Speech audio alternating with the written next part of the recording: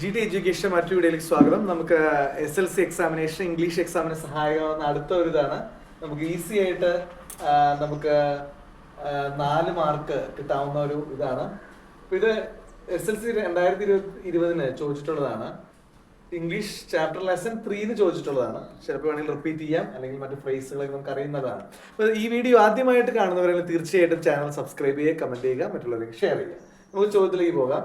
Complete the following passage choosing appropriate phrasal verbs from the ones given below. അപ്പോൾ താഴെ കുറച്ച് phrasal verbs കൊടുത്തിട്ടുണ്ട്.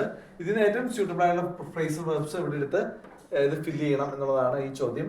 നമുക്ക് 4 മാർക്ക് ഈസി ആയിട്ട് കിട്ടാവുന്ന ഒരു ചോദ്യമാണ്. Okay. On Jane thought Jack and Jill were working hard dash very well in their life.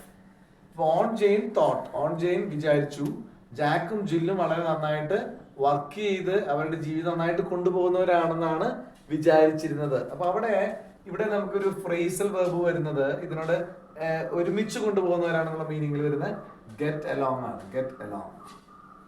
Okay.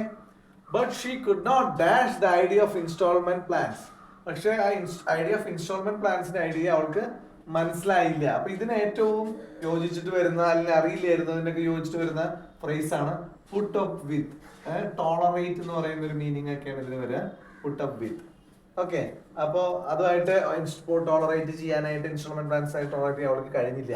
She gave them a cheque and asked them dash one of their bills. ഇപ്പൊ check കൊടുത്തിട്ട് ആ കുറച്ച് bills പേ ചെയ്യാൻ പറഞ്ഞു എന്നുള്ള അർത്ഥത്തിൽ വരുമ്പോൾ വരുന്ന നമുക്ക് ഓപ്ഷൻസ് വരുന്നത് പേ ഓഫ്.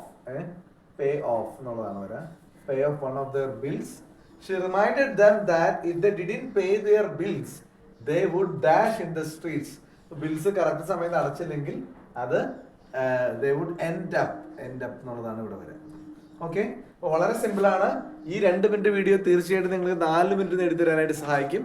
ഇതിന്റെ ഫ്രേസിന്റെ മീനിങ്ങും അതിന്റെ യൂസേജ് ഒക്കെ പഠിച്ചിരിക്കുക. മറ്റു വീഡിയോ നമുക്ക് വീണ്ടും കാണാം. അതുവരെ സൈനിങ് ഔട്ട്. എല്ലാവരും നല്ല മാർക്ക് വാങ്ങിക്കുക.